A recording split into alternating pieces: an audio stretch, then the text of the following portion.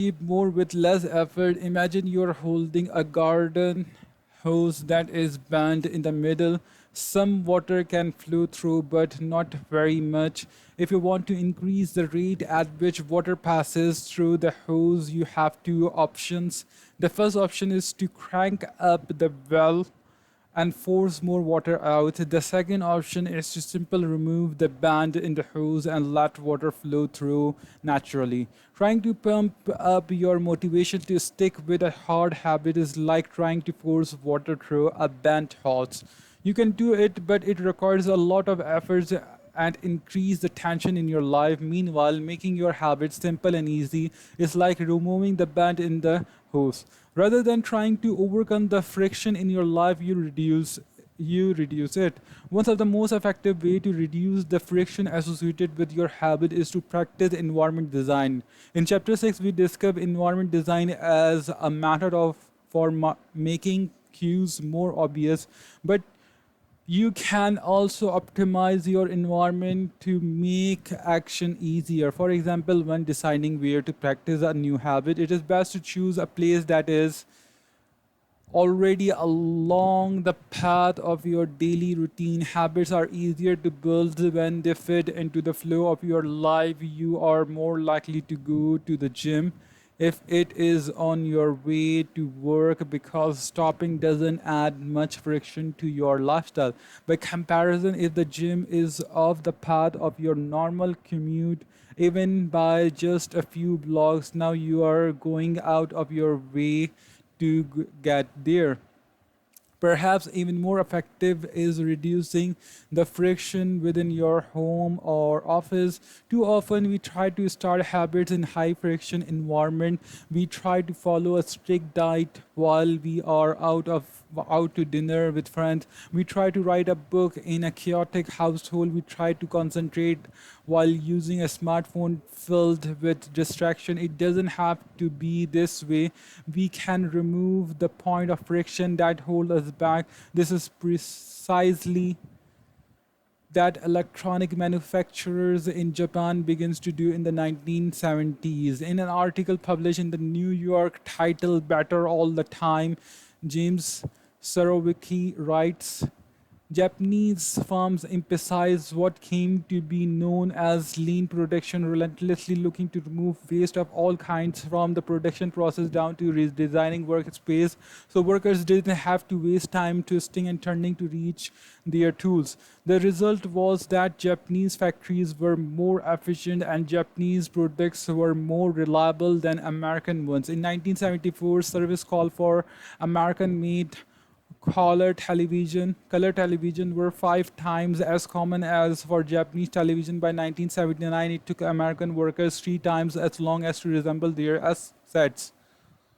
I like to refer to this strategy as addition by subtraction. The Japanese companies look for every point of friction in the manufacturing process and eliminated it. As they subtracted waste effort, they added customer and revenue. Similarly, when we remove the points of friction that sap our time and energy, we can achieve more with less effort. This is one reason tidying up can feel so good. We are simultaneously moving forward and lightening the cognitive load our environment places on us. If you look at the most habit forming products, you will notice that one of the things these goods and services do best is remove little bits of friction from your life. Meal delivery service reduce the friction of shopping for groceries. Dating app reduce the friction of making social introductions. Ride sharing service reduce the friction of getting across town. Text messaging reduce the friction of sending a letter in the mail. Like a Japanese television manufacturers redesigning their workspace to reduce wasted options, wasted motion. Successful companies design their products to automate, eliminate, or simplify as many steps as possible. They reduce the number of fields on each form. They pare down the number of clicks required to create an account. They deliver their product with easy to understand directions or ask their customer to make fewer choices When the first voice activated speakers were released, products like Google Home, Amazon Echo, and Apple HomePod, I asked a friend what he liked about the product he had purchased. He said it was just easier to say play some country music, tell to pull out his phone, open the music app, and pick a playlist. Of course, just a few years earlier, having unlimited access to music in your pocket was a remarkable frictionless behavior compared to driving to the store and buying a CD. Business is a never ending quest to deliver the same result in an easier fashion. Similar strategies have been used effectively by governments. When the British government wanted to increase tax collection rates, they switched from sending citizens to a web page where the tax form could be downloaded to linking directly to a form, reducing that one step in the process that increased response rate from 19.2% to 23.4%. For a country like the United Kingdom, those percentage points represent millions in tax revenue. The central idea is to create an environment where doing the right thing is as easy as possible. Much of the battle of building better habits comes down to finding ways to reduce the friction associated with your good habits and increase the friction associated with our bad ones. Prime the environment for future use.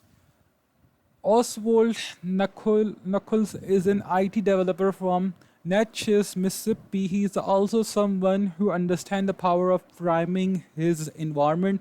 Knuckles dealt in his cleaning habits by following a strategy he refers to as resetting the room. For instance, when he finished watching television, he places the remote back on the TV stand, arrange the pillow on the couch, and fold the blanket. When he leaves his car, he throws any trash away. Whenever he takes a shower, he wipes down the toilet while the shower is warming up. As he notes, the perfect time to clean the toilet is right before you wash yourself in the shower anyway. The purpose of resetting each room is not simple to clean up after the last action, but to perhaps prepare for the next action. When I walk into a room, everything is in its right place. Knuckles wrote, because I do this every day in every room, stuff always stay in good shape. People think I work hard, but I am actually really lazy. I just proactively lazy. It gives you so much time back. Whenever you organize a space for its intended purpose, you are priming it to make the next action easy. For instance, my wife keeps a box of greeting cards that are pre-sorted by occasions, birthdays, sympathy, wedding, graduations, and more. Whenever necessary, she grabs an appropriate card and sends it off. She is incredibly good at remembering to send cards because she has reduced the friction of doing so. For years, I was the opposite. Someone who have a baby and I would think I should send a card, but then weeks would pass and by the time I remembered to pick one up at the store, it was too late. The habit wasn't easy.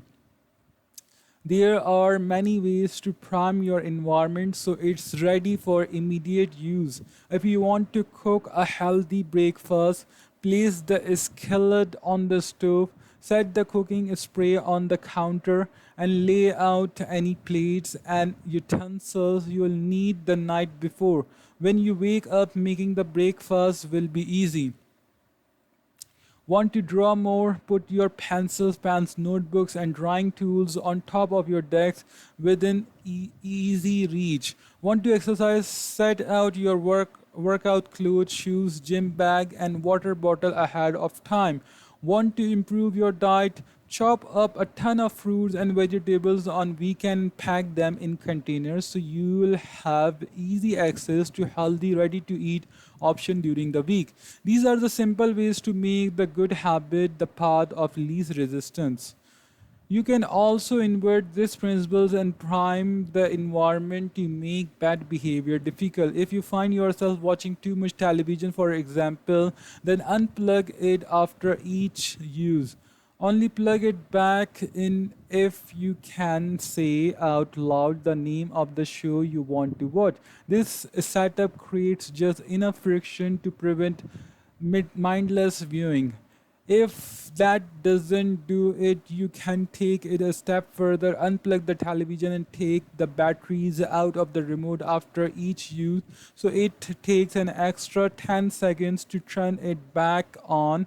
And if you are really hardcore, move the television out of the living room into a closet after each use. You can be sure you'll only take it out when you really want to watch something.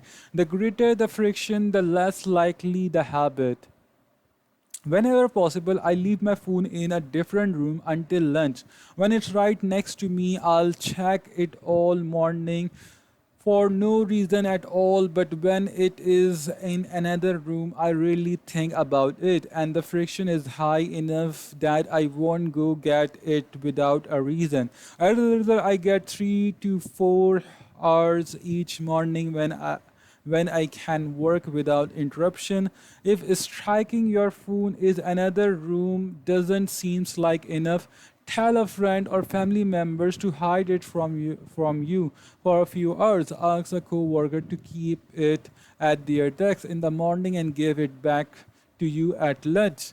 It is remarkable how little friction is required to prevent unwanted behavior.